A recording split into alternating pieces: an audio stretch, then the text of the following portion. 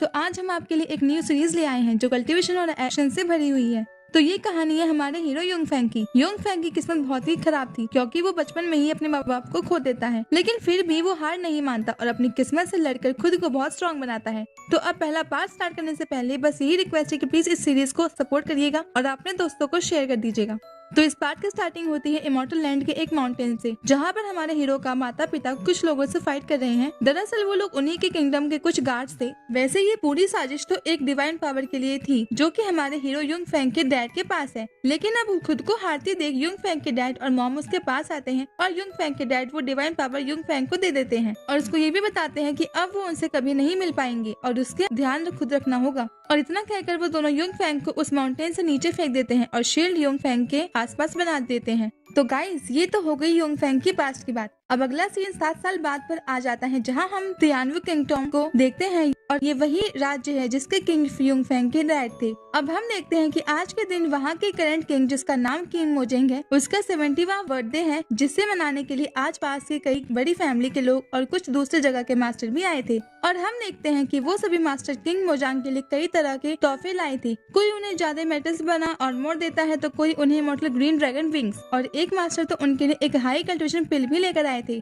अब हम देखते हैं कि वहीं पर बैठे दो यंग एज मास्टर्स बात कर रहे थे कि जहाँ पर एक मास्टर दूसरे को बता रहा था कि किंग मोजेंग 7 साल पहले इस एम्पायर के इमॉर्टल पर्सन माने जाते थे और अभी 3 साल पहले की ही बात है जब उन्होंने हाफ युआनदन रिल्म को हासिल कर लिया और हाफ युआनदन रिल्म में पहुँचते ही वो यहाँ के हीरो माने जाने लगे। इसीलिए आज सभी सेक्ट्स के मास्टर उनके 17th बर्थडे में आए हैं। अब उस लड़के की बात और भी लोग सुन रहे थे तो वहीं खड़ा एक मास्टर उन्हीं के किंगडम के एक एक्सपीरियंस एल्डर से पूछता है कि युआनदन रिल्म तो बहुत पावरफुल होती है, तो इसे पूरी तरह पा लेने के बाद कोई भी कल्टीवेटर कम से कम कितने कल्टीवेटर्स के बराबर होता होगा। तो इस पर वो एक्सपीरियंस एल्डर उसे बताता है कि कोई स्ट्रॉन्ग कल्टीवेटर आगे से उसे बता लेता है तो वो कम से कम 200 स्ट्रॉन्ग कल्टीवेटर के बराबर हो जाएगा। अब उसके बाद हम देखते हैं कि मास्टर किंग मोजेंग के लिए हजारों साल पुराना एक स्पिरिचुअल कल्टीवेटिंग वुड का टुकड़ा लेकर आए थे। अब उस वुड के टुकड़े को देखकर मोजांग सोचता है कि ये वुड के टुकड़े से सब वो आराम से युआनदन रिल्म को पार कर लेगा और युआनदन रिल्म के बाद तो हर तरफ उसका नाम ही नाम होगा और पांचों सेक्ट्स के मास्टर भी कभी उसे कम नहीं समझेंगे। अब वो खड़ा होता है और उन सभी को थैंक्स कहता है, जिस पर वो पांचों उससे कहते हैं कि थैंक्स की कोई जरूरत नहीं है। तियानवु एम्पायर हमारे लिए मेन पिलर की तरह है, इसलिए आपको जन्मदिन पर खाली हाथ आना तो आपका अपमान होगा। अब वो अंदर बात कर ही रही थी कि तभी सीन चेंज होता है और हम योंगफैंग को देखते हैं जो कि अब तियानवु किंगडम को एंट्रेंस गेट पर पहुंच चुका था। वैसे उसके एक लेडी और एक मंक भी थे। दरअसल ये दोनों उसके लिए मॉम डैड जैसे ही हैं, क्योंकि जब वो अपने मॉम डैड से दूर हो गया था तो उन दोनों ने ही उसके मॉम डैड की तरह उसका ख्याल रखा था। तो अब हम देखते हैं कि मिस्टर मोंग के पास एक कॉफिन था। दरअसल योंगफैंग वो कॉफिन को वहाँ किंग मोजांग को देने के लिए लाया था, क्योंकि योंगफैंग खुद बताता है कि मोजेंग ने 7 साल पहले कुछ बाहरी लोगों के साथ मिलकर योंगफैंग के मॉम डैड को मार दिया था और अब ये यहाँ का किंग बन चुका है। और फिर योंगफैंग कहता है कि मोजांग ने कभी सोचा भी नहीं होगा कि मैं जिंदा हूँ और मैं अपने मॉम डैड की डेथ को बदला उससे लेकर रहूंगा। और इतना कहकर वो तीनों ऊपर चढ़ना चालू कर देते हैं। दूसरी तरफ हम वापस से उसी जगह पर आ जाते हैं जहाँ मोजेंग की बर्थडे पार्टी चल रही है, लेकिन तभी वहाँ पर योंगफैंग वो कॉफिन को फेंक देता है और वो कॉफिन सीधा मोजेंग की तरफ आ रहा था। तो मोजेंग उसे बचने के लिए अपने फ्लैम टाइगर पूछ से उस पर अटैक करता है और उससे बच जाता है। अब उस कॉफिन को देखकर वहाँ बैठे सभी एल्डर्स और पांचों सेक्ट के मास्टर बहुत ज्यादा शॉक हो जाते हैं और एक लड़की अपने मास्टर से कहती है कि ये कॉफिन तो मुझे ब्लैक आयरन कॉफिन की तरह लग रहा है। तो उसके मास्टर उससे कहते हैं कि हाँ, ये वही है, मेरे हिसाब से ये हजारों किलो से कम का तो बिल्कुल नहीं है। अब हम देखते हैं कि सामने बैठे दूसरे मास्टर खुद से कहते हैं कि ये कॉफिन यहाँ पर फेंकने का मतलब कुछ भी अच्छा नहीं हो सकता, लेकिन हाफ युआनदन रिल्म वाले आदमी से आखिर पंगा कौन लेना चाहेगा। तो अब आखिर हमारे हीरो योंगफैंग की उस पार्टी में हॉल में एंट्री होती है और वो आते ही सबसे पहले अपना नाम बताता है कि वो चू फैमिली का योंगफैंग, और नाम के बाद वो मोजेंग को बर्थडे विश करता है। अब वही खड़ी एक गर्ल वही एक खड़े मास्टर से कहती है कि मैंने सुना है कि इस विला के ओल्ड मास्टर चू फैमिली के टियानशिंग का एक लड़का था, उसका नाम भी योंगफैंग था।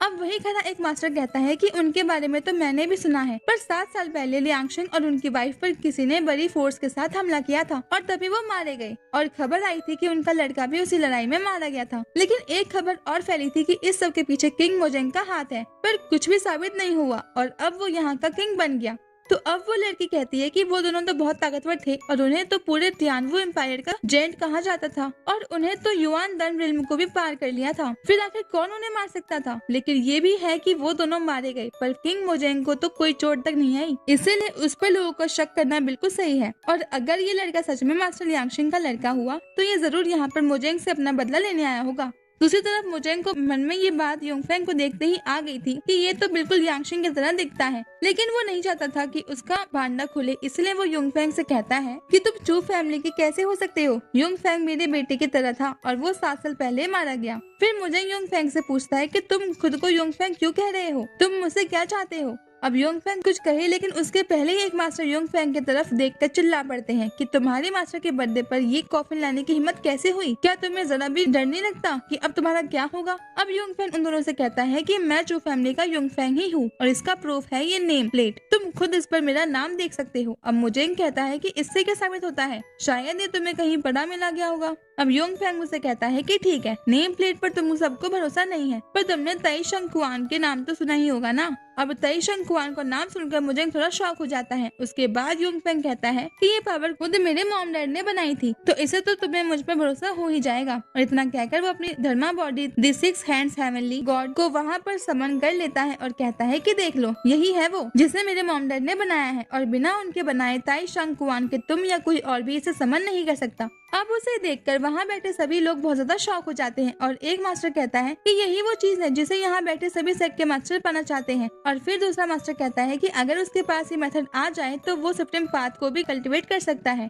अब दूसरी तरफ हम देखते हैं कि मोजांग सोच रहा है कि त्यांगशिंग ने सच में ताइशेंग जुआन को इस लड़के के अंदर डाल दिया था। अब इस बात से मोजांग को बहुत ज्यादा गुस्सा आ रहा था और वो मन ही मन बहुत ज्यादा खुश होता है और सोचता है कि मैं इस पावर को 7 साल पहले नहीं ले पाया था, पर अब ये मेरा पास खुद चल कर आ गई है। अब वो ये सोच ही रहा था कि तभी यून फेंग बहुत ज्यादा गुस्से के साथ कहता है कि 7 साल पहले तुमने कुछ आउटसाइडर्स के साथ मिलकर मेरे पेरेंट्स को मार दिया, इसलिए अब मैं तुमसे इस चीज का बदला लेकर ही रहूंगा। लेकिन मोजांग कहता है कि तुम्हारे पास ओल्ड मास्टर की सीक्रेट टेक्निक भी है, इसका मतलब कहीं ये तो नहीं कि तुमने ही उन्हें मारा हो और ये पावर को छीन लिया हो और अब इसे लेकर हमें बेवकूफ बनाने आए हो। और इतना कहकर मोजांग यून फेंग पर अटैक करने के लिए कुछ ब्लैक डेमोनिक गार्ड्स को बुलाते हैं, साथ ही अपने कुछ हाई लेवल गार्ड्स को भी बुला लेते हैं। अब हम देखते हैं कि वहाँ बैठे सभी सेक्ट के मास्टर में से एक मास्टर कहता है कि ये लड़का मुझे देखने में बिल्कुल ओल्ड मास्टर त्यांगशिंग के जैसा लग रहा है और साथ ही साथ इसने अभी वो नेम प्लेट भी दिखाई थी और ये इस सीक्रेट टेक्निक को भी कर पा रहा है जिसे त्यांगशिंग ने बनाया था। मेरे हिसाब से यही त्यांगशिंग का लड़का है और शायद वो बात भी बिल्कुल सही थी कि किंग मोजेंग ने ही त्यांगशिंग को और उनकी वाइफ को मारा है। अब वहीं बैठा दूसरे सेट का मास्टर कहता है कि ये लड़का त्यांगशिंग का लड़का हो या ना हो ये बात जरूरी नहीं है, जरूरी तो ये है कि इसके पास वो ताई शांगकुआन की मेथड है। अब एक मास्टर कहता है कि मुझे खुद भी इस लड़के को मारने का ट्राई करेगा क्योंकि वो भी इस मेथड को पाना चाहता है। अब उन सबको बिल्कुल समझ नहीं आ रहा था कि वो अभी किसके साइड है और वो किसके साइड ले। लेकिन फिर एक मास्टर उन सब से कहते हैं कि अभी हमें कुछ करने की जरूरत नहीं है, ये यहाँ पर आया है तो जरूर ही इसने कुछ सोच रखा होगा। और दूसरी तरफ हम देखते हैं कि मोजेंग अपने गार्ड्स को योंग फेंग पर अटैक करने का ऑर्डर दे देता है और अब इसी के साथ ये पार्ट यहीं पे खत्म हो जाता है। अगर आपको ये वीडियो पसंद आया हो तो प्लीज इसे लाइक और शेयर कर देना। अब मिलते हैं आपसे अगले वीडियो में, तब तक के लिए bye bye guys and take care.